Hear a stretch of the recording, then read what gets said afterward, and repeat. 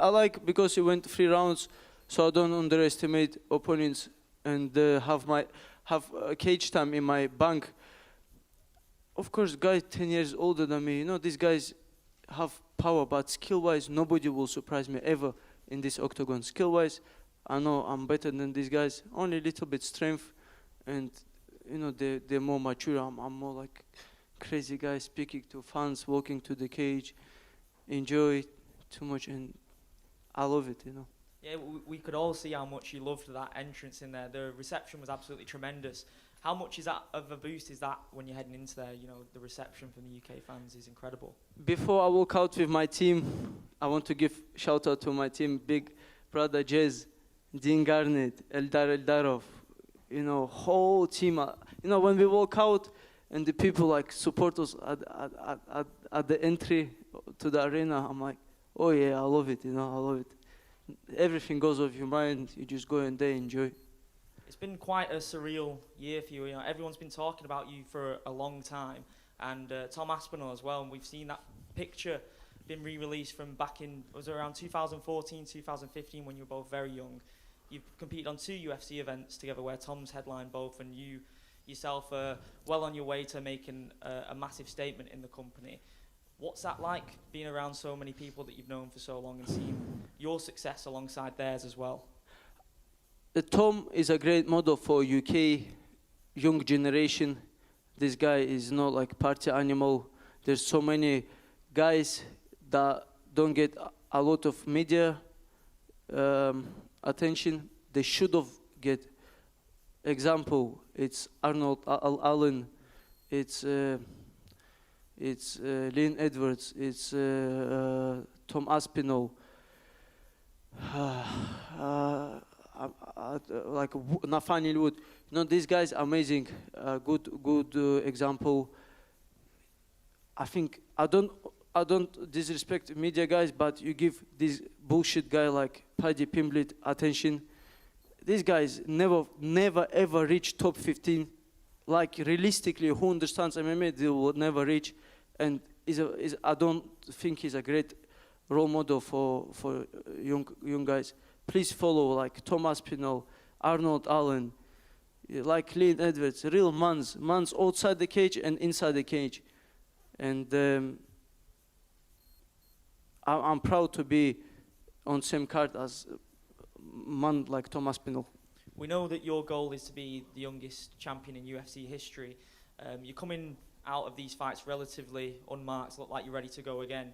Would the Abu Dhabi card be the one that you're targeting, and is there anyone specific in mind that you've got for that one? Would be amazing. It's a lot of fights there. I would love to fight there. I have huge fan base in the area, especially Sheikh Khalid and Sheikh Nasser, the royal family of Bahrain. If they come over, I think they 100% will come over to my fight in Abu Dhabi. I think I ripped the top roof in the arena, and I would love to get me on the card. I'm 12 weeks out. I'm in good shape. I didn't sit down between rounds. I'm ready to go in 12 weeks. Well done. Thank you. Mohammed, you're very vocal on your social media. Actually, I love reading your social media. It's always quite amusing, everything like that. Do you feel that plays a big part nowadays in the MMA world, the social media side of things? I think it does. My fight a little bit stay quiet. It was a little bit quiet, so I post picture with AK-47 when I was in Dagestan. I just sit in my friend's car and there was like AK-47. I said, let me take a picture, you know.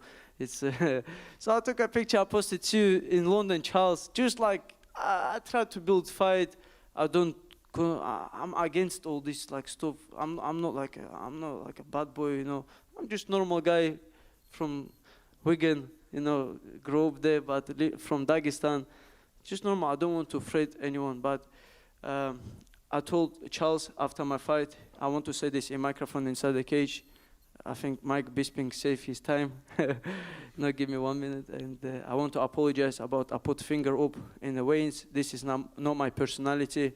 I got a little bit emotional because I had crazy week with this bullshit politician in Russia. He tried to call me traitor for lifting UK flag. A little bit of this week I was a little bit my head head was of the fight. That's what I was going to say next to you, actually. I was going to say, we see you as a UK fighter. You know, I know your nationality, whatever, you're proud of where you're from and everything. Yeah. But in the UK, we see you as one of ours. You know what I mean, sort of thing. Thank you. And, you know, it's great to see someone like yourself come through like that. I know you're very humble and everything, but you know what you want. So what is it you want next? Is there anyone in particular you'd like, or would you just like a top 15 ranked opponent next? Top 15, anybody. I'm ready, skill-wise. I'm ready, you know, like ready to fight. I spar. We had crazy sparring backstage than actually in the fight. I think next time, please, camera, come and record our backstage sparring. And I want to fight. I just want to fight anybody. Yes. And last one from me, man. I know last time you fought was your debut in the UFC. Did it feel any different this time? What was the difference in feeling between the last fight and this fight? Because the last one, it was your debut and you got a quick finish. This one, obviously it's your second fight, but you got to show your skills more because you had 3 rounds to show what you could do. What was better for you? Which was best? I like both. Yeah, I knew you'd say that. Yeah, I like both. Main thing for me, victory. I'm youngest. Of course, I have a lot of pressure, but I take this pressure as to get excited. When I go in the cage, nobody knows what's inside my head, but I know what's inside my head. Every second I enjoy it. I just like, let's go. This is my time, you know. You look great, man. Honestly, we can't wait to see you again. Hopefully it is as soon as Abu Dhabi, mate. Thank you. Thank you. Is it that you consider Paddy Pimblett to be a bad role model? Hey, this guy get like, this put pants down. In man, you know, you don't do this, put pants down. Women don't do this stuff. Man put pants down and get fat, drink beer like animal. You know, I grew up, like, you know, Liverpool, there's some proper, like, mans in Liverpool. Like, first my refugee center was in Liverpool. I know real Scouse people, they don't do stuff like this, you know. This guy, just too much, you know. I'm not a hater.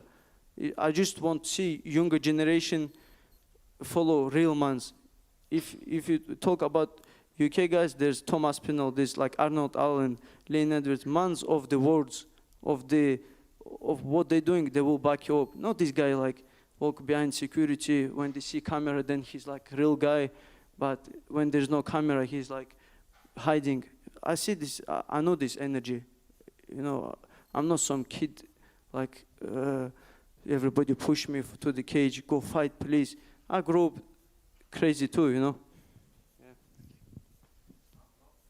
Yeah.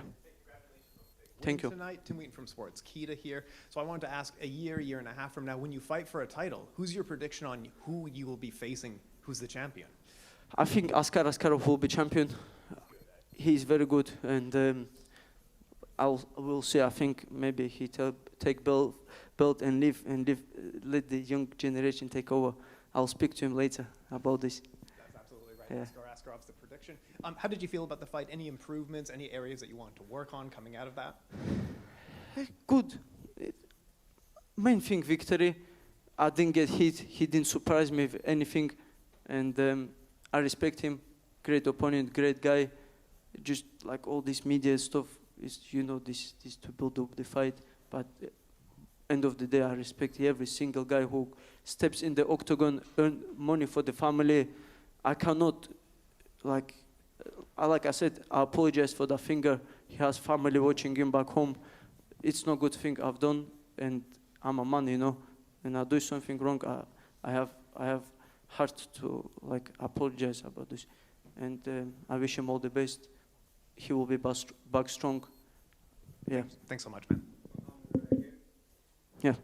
Ask you, as you grow in your career, obviously it's a great place to fight here at home in London, but do you start thinking about, I want to travel the world with the UFC, I want to fight in Vegas, I want to fight around the world? Does that cross your mind? Yes, I fought already around the world when I was an amateur. I fought in Bahrain, I fought in Australia, Italy. In wrestling, I compete all European countries. And if I travel there, I feel comfortable everywhere I go. And I will love to. Yeah. Is there a particular fighter whose career you want to say, like, I want to be like him or her, I want to be dominant like that and carry myself like this person? No, I don't. I have my own career. I have my own career, and people say he talks this too much. This guy didn't do this. Like they compare me to, for example, Habib. He said like he don't talk as much as you do. I'm different guy. Of course, I will be like I'm different guy. Main thing, I say to Charles, I'm gonna beat him. I did in the cage. So far, 32 fight streak. I backed up. Next time I will talk again, and I put a lot of hard work in the cage to back up my words. When I say something, I believe in my words. Thank you. Yeah. Oh, thank Women first. Thank Yes. you. Sorry. You were hoping for a second round victory tonight. Obviously, that didn't happen. But do you kind of do you like maybe going the full 3 rounds to be able to kind of show off what you can do? Sometimes guy has a heart. He has strong heart. He didn't give up. Couple of times I try to take his neck. They all know I'm gonna go for neck. I said I'm gonna take him down. I posted on Twitter. I said I'm gonna take you down, Charles. Please stop this. And I gave him clue. He couldn't. So 3 rounds is good. Like I said, is cage time in my bank. Yeah, and I know you have a ton of experience, especially obviously going back into the amateurs, but do you still learn things about yourself going 3 rounds against someone like that? 100%, especially this is my second flyweight fight since 2017. And I went in the cage as modern featherweight. I put 10 kilogram on for this fight, and this biggest I ever been. And every fight, I understand my recovery better and better. And I believe next fight, I'll learn maybe a little bit more things. Yeah, and you mentioned obviously before about the back and forth that you had with him on social media. You exchanged some words afterwards. What did you say to him? I said, head up, man. You will be back strong. It's a life, ups and downs. Listen, there's no shame on him, you know. There's no shame. He didn't lose his man's pride. If this was easy, everyone jump in the cage and fight. So I respect him. Thank you. Who talked a lot about you before his first fight. Would that be a fight that makes sense a bit further down the line? I know you've clashed a lot. Is this the guy who is 0-1 in UFC? Yeah, the one who said that, he was questioning your rise to the UFC. I will tell you one story, and you decide. I came to London, when he talked a lot, you know, I came to London to Brad Pickett camp, trained with Nathaniel Wood. I booked hotel, and I said to his teammate, I won't mention his name because I don't want to give attention to these guys. He knows himself. I said, on Monday I arrived, I said, listen, bring Jake Hadley to the gym. There was another, his mate, who ex-Cage Warriors champion, I forgot his name. Another bullshit guy. I said, I'm here till Saturday, bring him to the sparring. And I said to Brad, is this okay if somebody come? I'm here till Saturday, bring him, Birmingham, London, 2 hours drive. Come in and spar with me. I'll smash his head in. Why I give him a fight in UFC? He's 0-1. He got mauled in against Nascimento. I will beat Nascimento. He's a great jiu-jitsu fighter, but my wrestling pressure is different. So tell this guy, please concentrate on himself, on training, and get better. You know, leave me alone. You know. Yeah, great fight, man. Cheers. Yeah.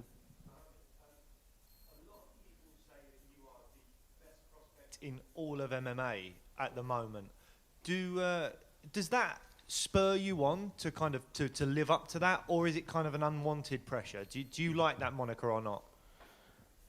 I think this been since my amateur debut in 2015. Every fight they say biggest prospect, future, and all this. It wasn't jumped straight after my debut, so I get used to it every fight. Growing with this mentality, it's normal. Of course, it's a lot of pressure. That's why I go to the camp to America, live at the gym, with having a lot of money, having a lot of support. I can just sit, enjoy nice car, ride around city. I'm best prospect in the world. But I go live in the gym, stay humble till I get my final goal is youngest UFC champion. That's on. Congratulations on the win, mate. Thank you, man.